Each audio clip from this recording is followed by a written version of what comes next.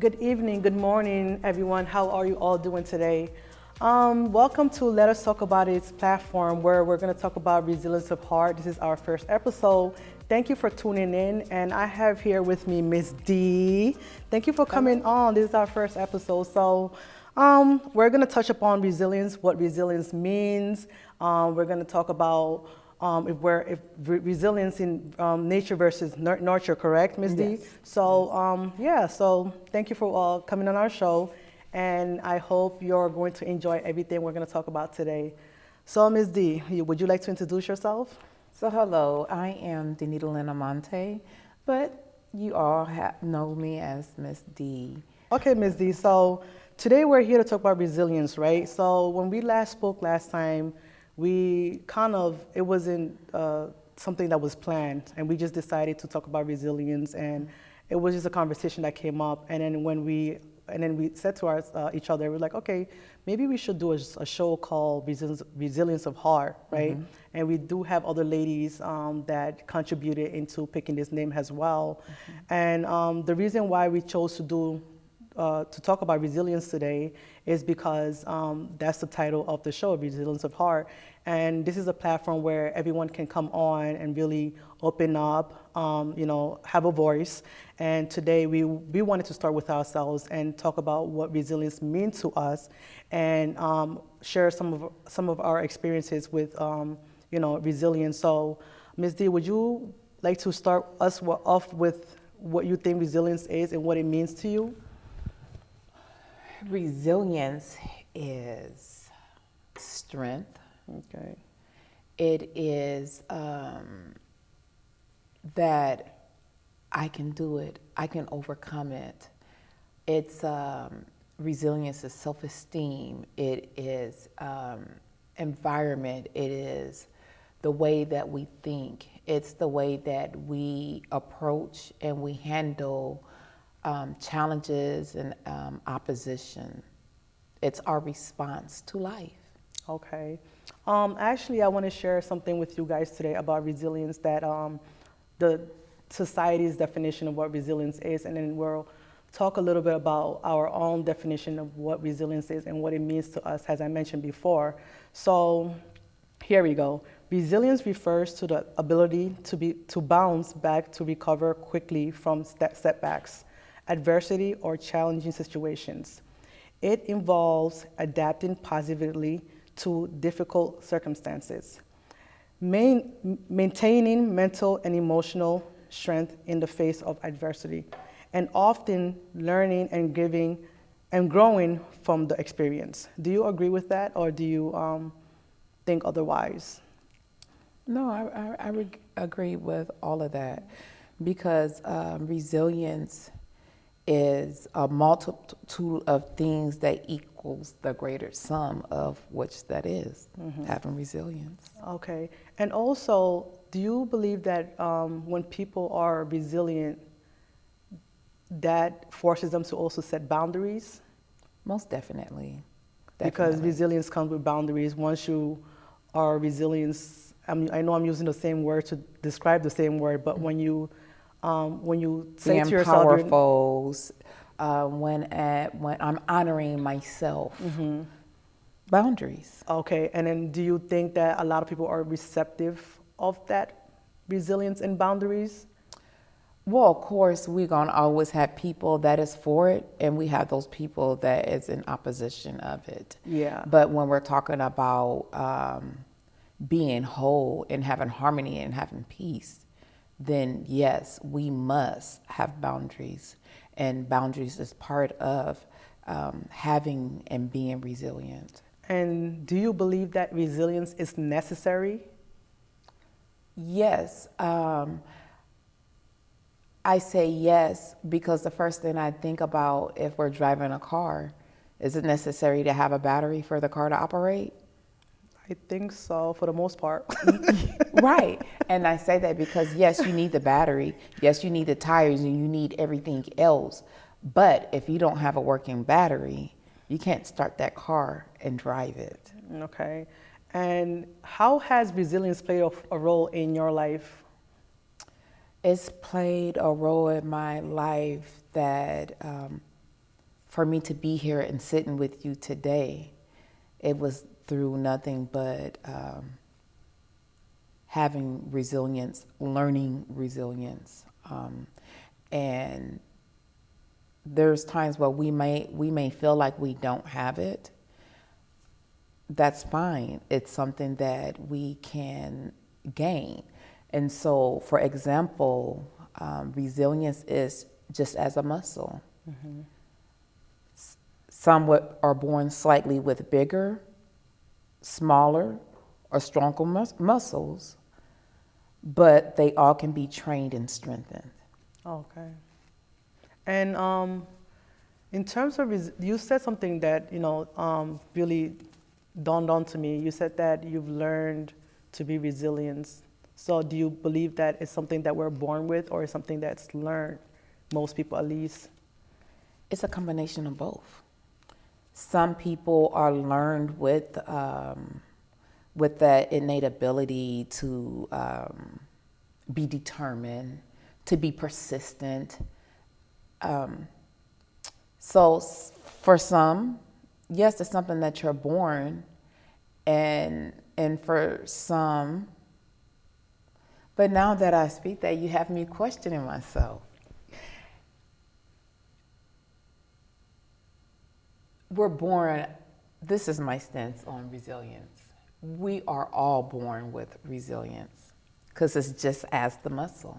So you think that it's just the amount of time that it's just, we have to find it within us, basically, right? Yes. And do you believe that life experience helps us find that resilience within us? Without a doubt. Yeah. That's what it's all about. Okay, because that brings me to, for example, I actually had a question because I kind of struggle to understand if I was born with my resilience mm-hmm. or if I learned it. Mm-hmm. And just thinking back when I was younger, I was always told that I don't listen. Mm-hmm. And I was always told that, I always did what I wanted. Mm-hmm. If I set my mind to do something, no one can change my mind from a very early age. Mm-hmm. I just kind of associated that with being stubborn and not listening and all the negative things. I never really had discovered the word resilience yet, right? Right. So in my adulthood, in my early teens, let's say, I started to discover what resilience is, mm-hmm. and I started to realize that, wow, it is because of those traits that I had just made me who I am today, mm-hmm. and it's the reason why I am a business owner. It is the reason why I can meet my goals. It is mm-hmm. the reason why, I'm so respected by so many people, and then, I'm able to inspire and then motivate, and, so I no longer battle with understanding, mm-hmm.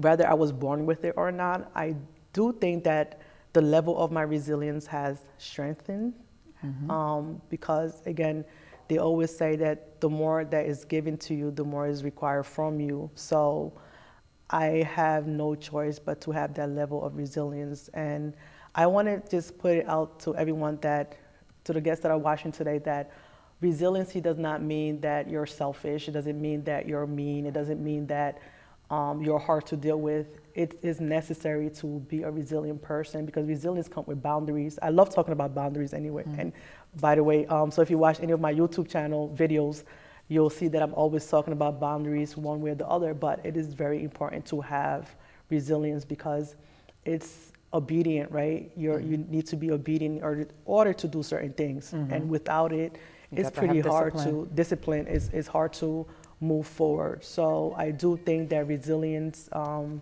does come with a lot, but it's one of the best things that you can do for yourself as well.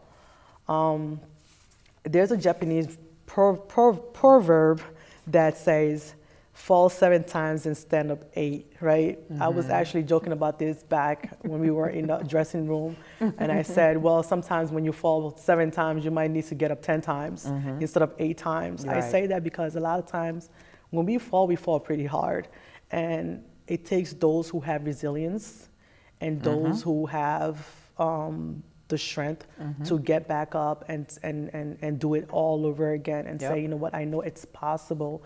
I know I can make it, and I know it's gonna happen, right? It's almost like having faith, right? You can't see it, but you gotta believe in it.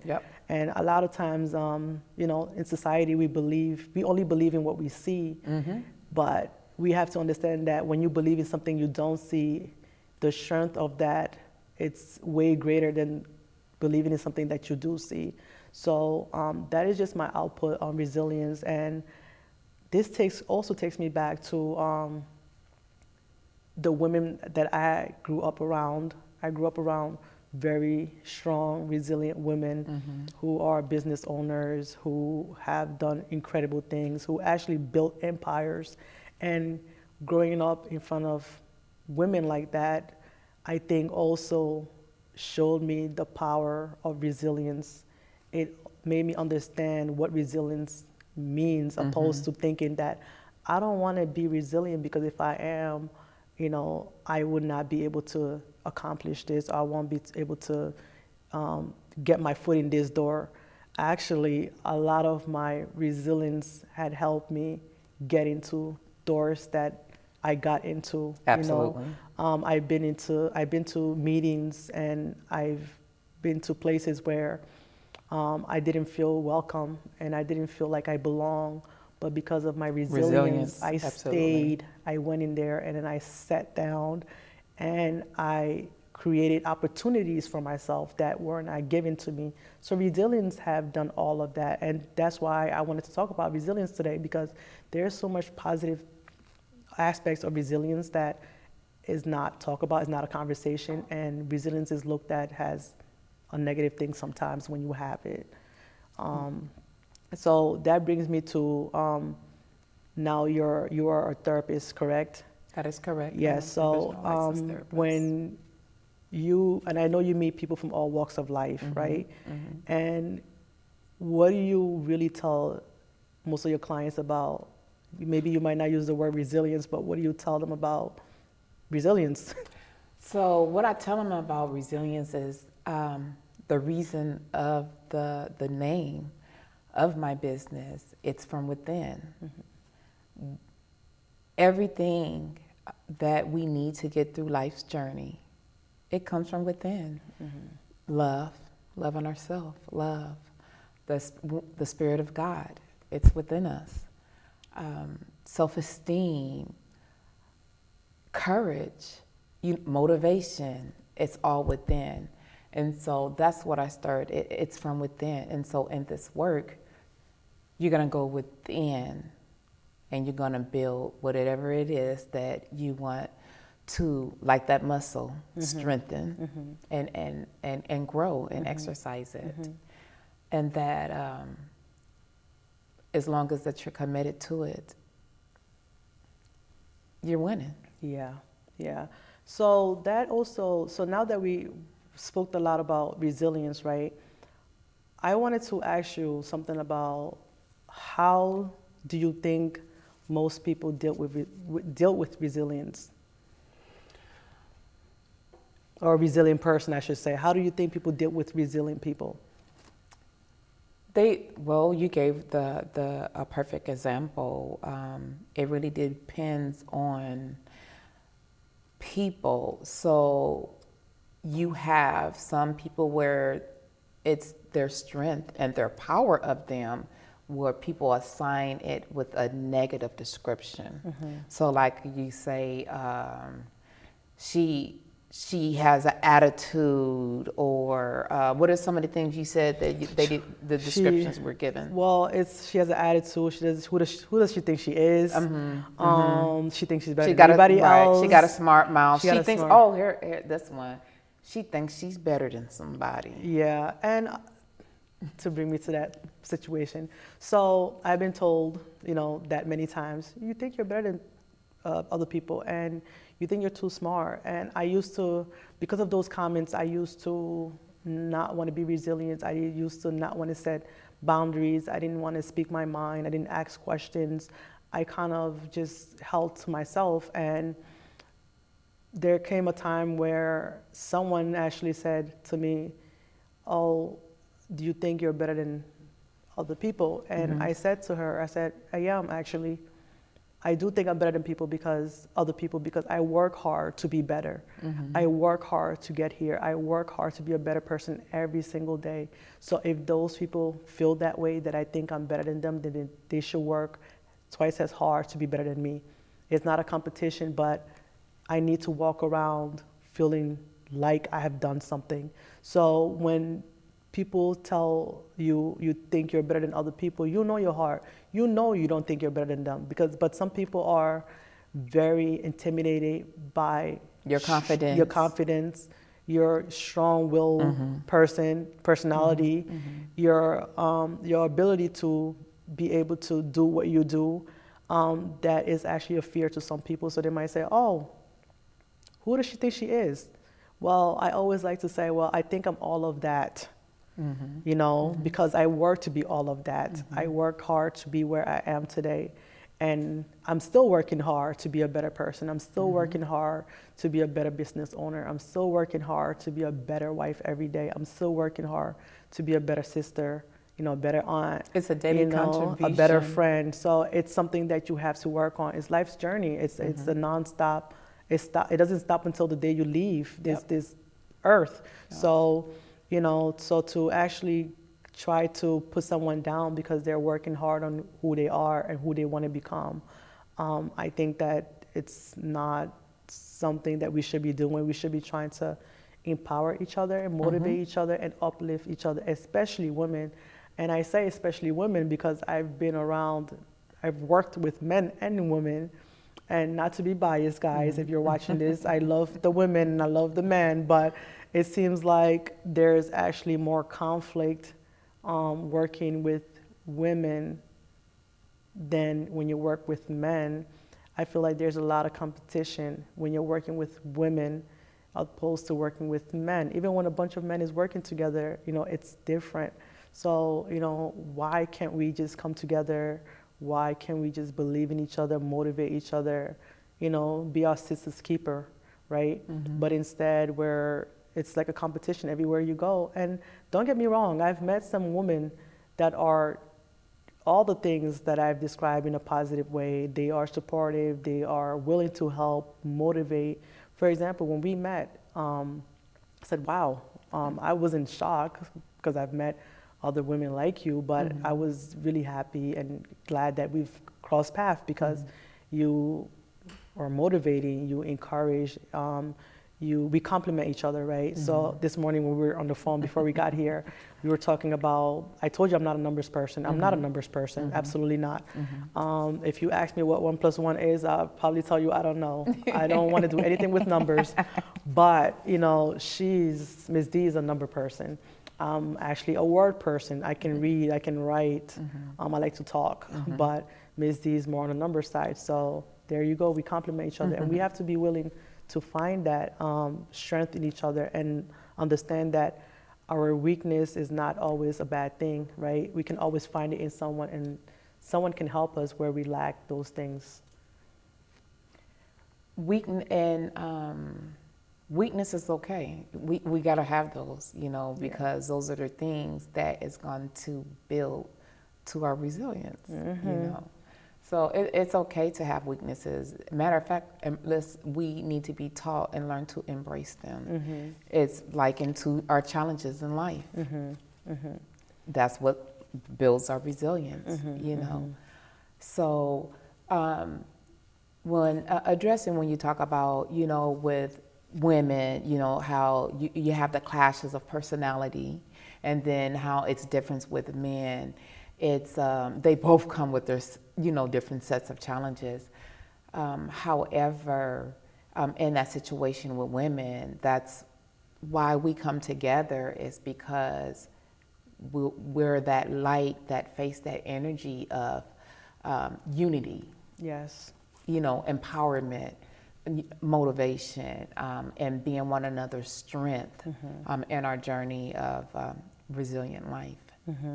Yeah, I do agree with you. Like, men and women are not the same. We're all different. We have different personalities. I hate to say this, but women, on the other hand, most women actually are more emotional. And I've seen men who are very emotional as well. I think it's the matter of understanding the person, opposed to trying to degrade them for their strength. And I've said this, I actually wrote it in my book that's coming out, and I said that we should be able to embrace our weakness and instead of trying to get rid of them, because I find a lot of people who are trying to get rid of their weakness and not understanding that once you embrace your weakness, you can actually use it towards your strength, right? And then it becomes your attribute. Exactly. And I believe that we are given weaknesses and strength because, it's known that when you combine both of them together, you will be able to do unimaginable things. It's like no one can stop you from doing what you want to do. That's right. right. But when you try to completely get rid of your flaws, then who are you? Because your flaws are what makes you unique. Your flaws is your muscles. Yeah, they're what makes you muscles. unique. So that's like me trying to get rid of one side of myself and walk around with the other side.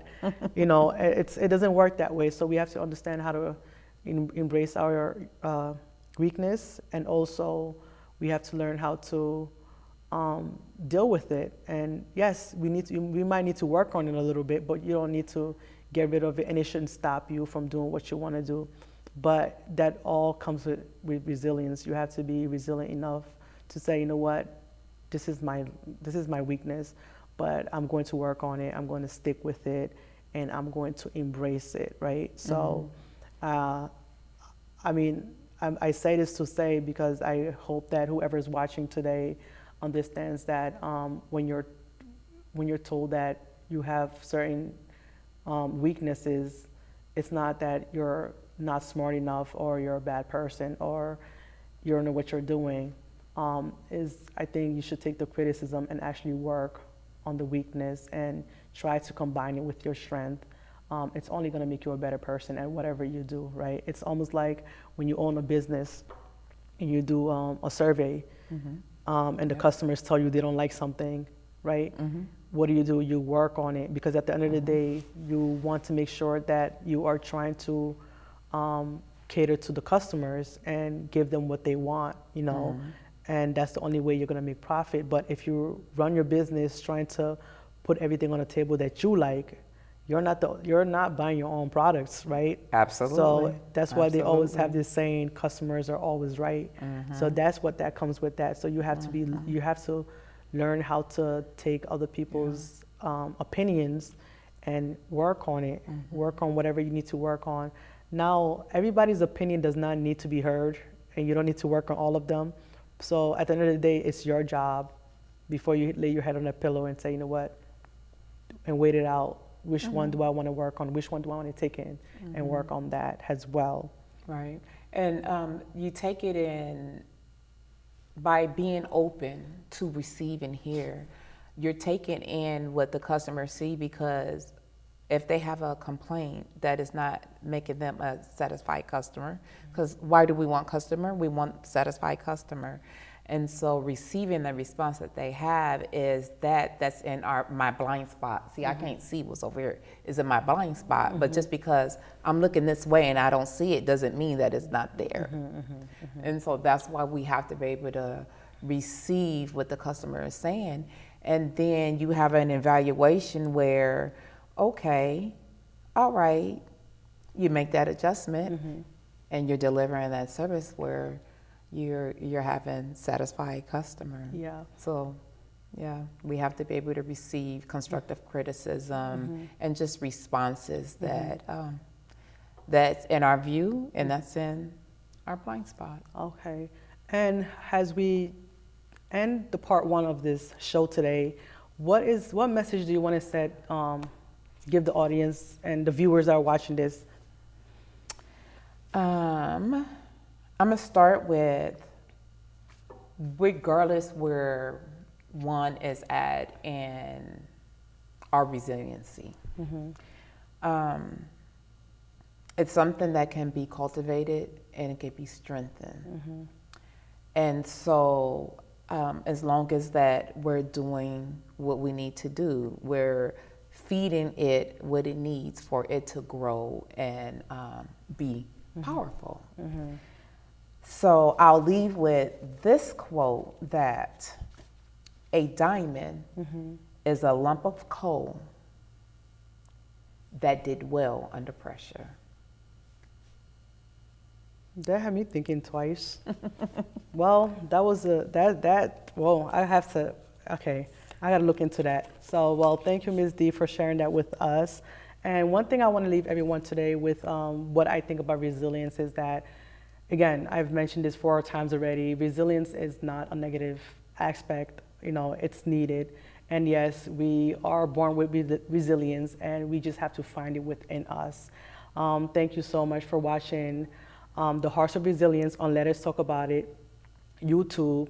We'll be back for part 2 of this show, and we thank you so much for watching. So please, if you have any questions, please comment below, like or don't like, but I prefer you to like it. And you know, let us know your thought. You can send me an email. Thank you so much, Ms. D, for coming on here, and thank you for watching Hearts of Resilience on Mariem. Let Us Talk About It. Thank you so much, and we'll see you again. Have a nice day. Bye. And remember, your resilience is within you. Yes, it is. Thank you.